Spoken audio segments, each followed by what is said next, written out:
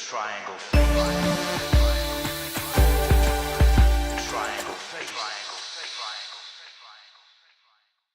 Hello and welcome to the Bermuda Triangleface. I'm Tim. And that's Sam. He's drinking coffee. Hi. Thanks for joining us again, and we'll get right on with the show. So, Sam, what are you doing at the moment? Currently, I'm performing in a short online kind of chat thing. Oh, no, not this. Right. What are you doing is a section of the show where we talk about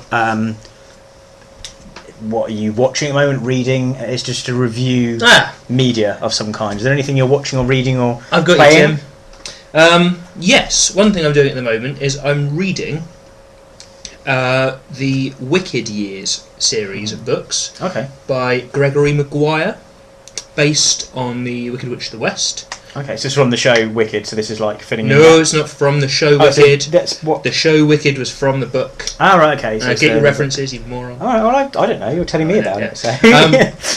Yeah, it's great. It's a lovely series. It's quite... the language he uses, the way he kind of has with words is great. If you know anything about the musical, it's quite dramatic, but it's also quite cheerful. The books are not cheerful. They are very dark, and very kind of I don't know. They're very raw as well. Although they're fantasy novels and he uses fantasy language, there's a lot of sex in the first book. One of the first scenes is quite a graphic and weird sex scene with like puppets. Okay. Yeah. But it fills the gaps between what happens.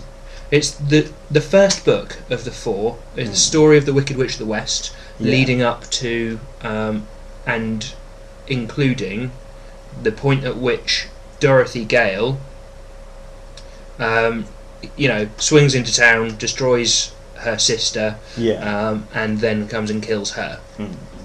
And then, so that's the first book. But then there are three books following on.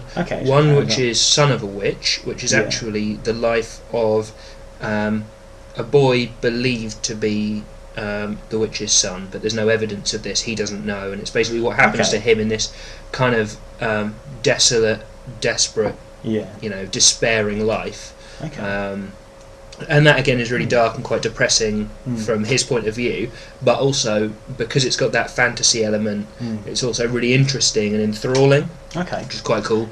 The third book in the series is all about the lion.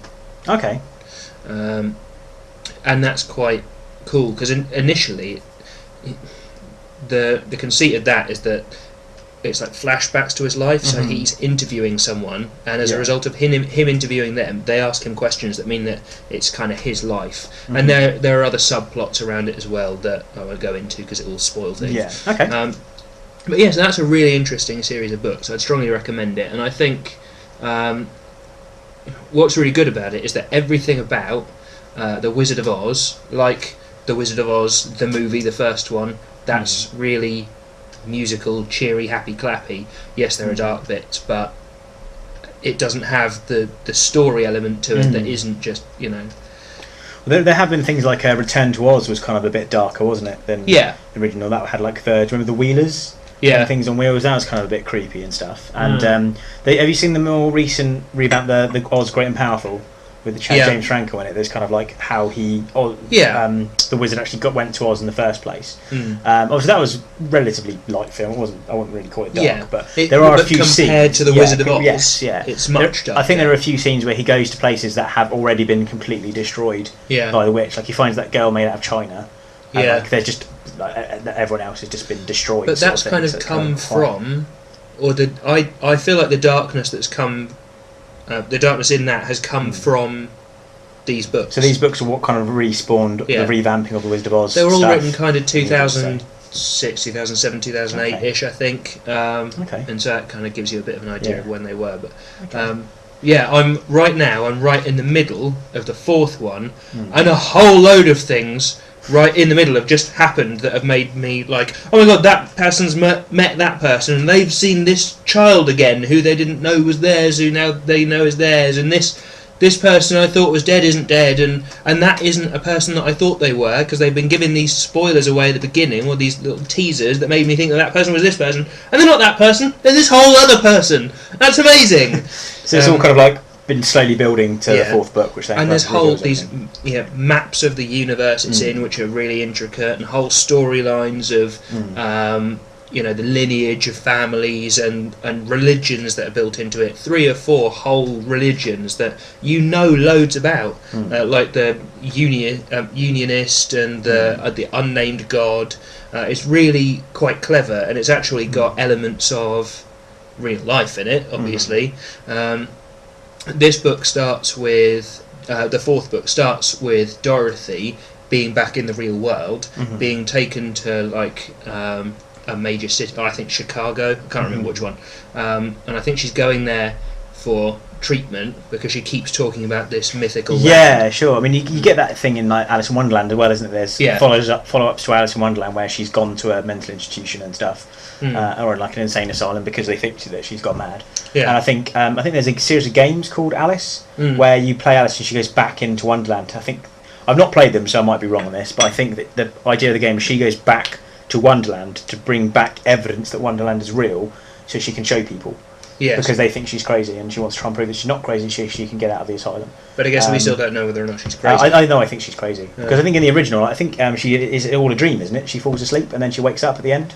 Because I think if that was the Disney one, wasn't it? In the Disney Alice in Wonderland, she's running away, and then she kind of like comes to, and she's just rolling around on the floor, and she's actually falling asleep. So maybe she's just nuts, or maybe it was real. Who knows? But cool. Okay. So the first question we've got today is, what do you wish you could do perfectly, what you cannot do now at all? Any thoughts? What do you wish you could do perfectly, what you cannot do no at all? no at all. You can't do it now. What do you wish you could do perfectly? What is there you cannot do that you aren't capable of at the moment, yes, that you wish that you were absolutely perfectly capable of? Yes, that is the question. Go. It's a very tough question because essentially that's going to mean something that you've not pursued in life at all. You have no experience in. And no experience in, but then you'd want to be perfect at it. So I would say maybe linguistics. Oh yeah. So then I could speak fluently in every language. And then I could just do all sorts of cool stuff. I think it would just be cool to like whenever you get it in a film or a TV show where someone reveals they can speak a language because they speak to someone in that language. Everyone's like, if you're like in a restaurant, if you're in a Chinese, if you're in a Chinese restaurant and you just ordered in speaking Chinese perfectly, or speaking and Mandarin. Mandarin. Okay, sure. Chinese isn't a thing. Okay, or if you went to any other country, like if you went to Spain, you could speak in Spanish and things like that.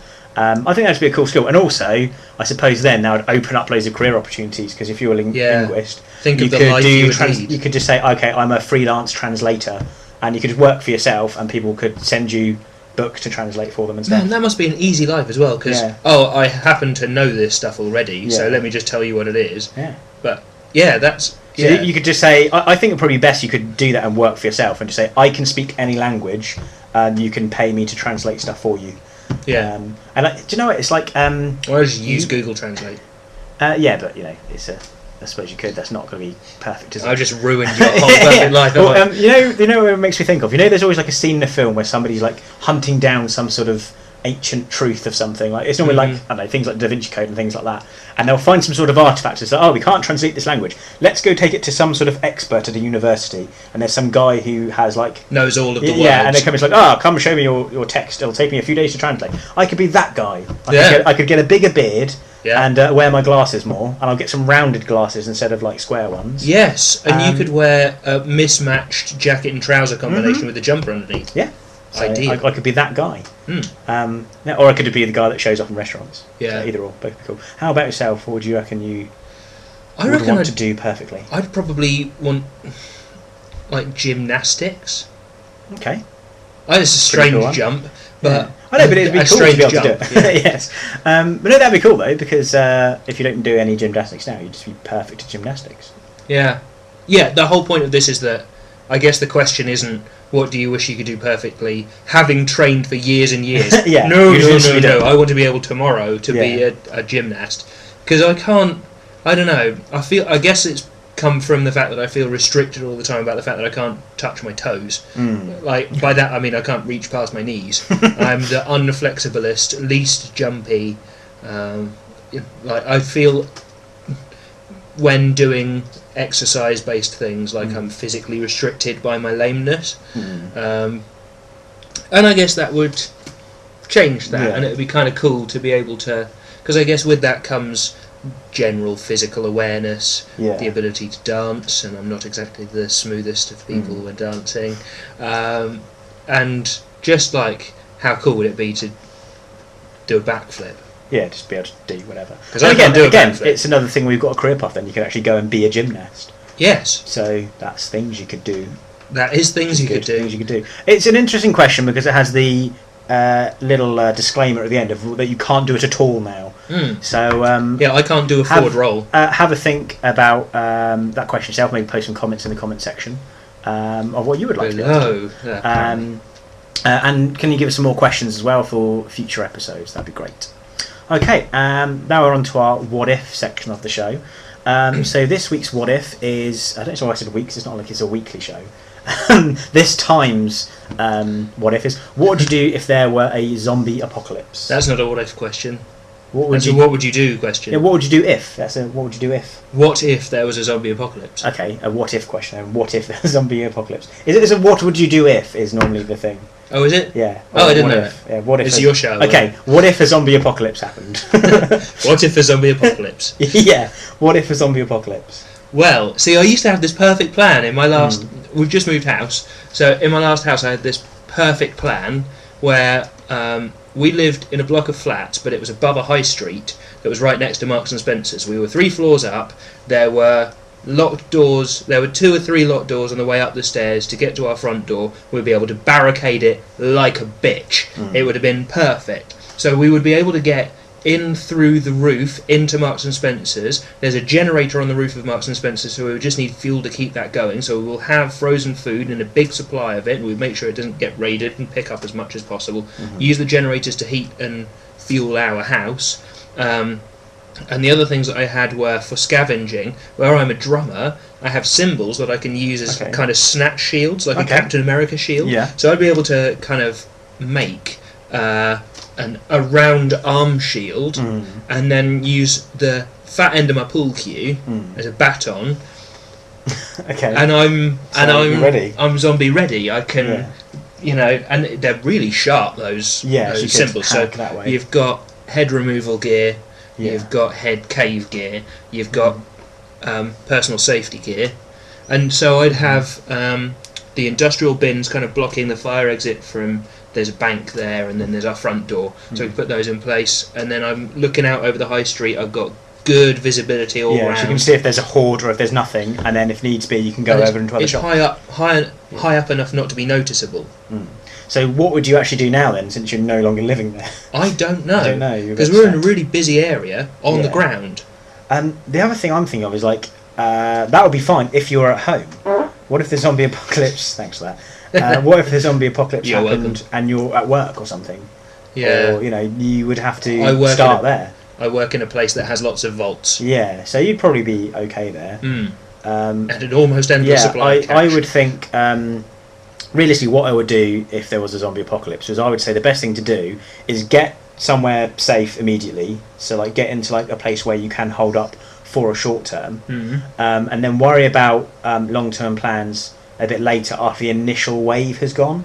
If you could get home, if you've got enough food to keep you going for a week or two, just stay inside for 2 weeks and don't even think about it. Because it's normally you have to get through wave 1, 2, 3, 4, 5, and then you get to upgrade and you can go back from an earlier point. Yeah. So what I mean is if you think about it, when there's a zombie apocalypse, initially all of the zombies will be fresh. So they'll be fresh zombies. So it means they haven't decayed much, and they'll be faster, stronger. They'll be hard to take out. Over time, the initial wave of zombies, if you like, will have died out or be slower. You'll still get fresh zombies because somebody could get bitten by an older person who's been a zombie for a year or something, could bite someone and then they are a fresh zombie. But that's assuming we're outside of the Walking Dead universe where everyone's a zombie. No. What I mean is, if a old zombie that wasn't much of a threat because they were just crawling on the floor did manage to scratch someone who was alive, they would then become a zombie, and they would be a fresh zombie because they've only just turned. So you will always have fresh zombies around as a threat, but the majority of those, the volume of fresh zombies will deplete over time, and also you'll have other people killing zombies outside. I presume there'll be a military response and stuff. So I think initially, do what they say on the TV and stay inside and don't go out anywhere. And then when it looks like the hordes and crowds of zombies have gone, you can then venture out a bit and see if you can find stuff. Actually, the first thing to do would be to raid other houses nearby where people have just abandoned their houses and left food behind, rather than trying to get to, say, a supermarket, which would actually probably have lots of people or lots of zombies around. Unless you happen to live above one. Unless you happen to live above one, where you can go in through the roof. Yeah. That'd be very handy. I mean, here I'd be all right because we're not on ground level. So don't expect anyone to actually be in the building because it's upstairs and there's doors. Shuffling and nature of zombies means stairs can't be so easy. Yeah, they probably wouldn't go upstairs unless they heard something, I think. And so I kind of get the impression that if they did hit the...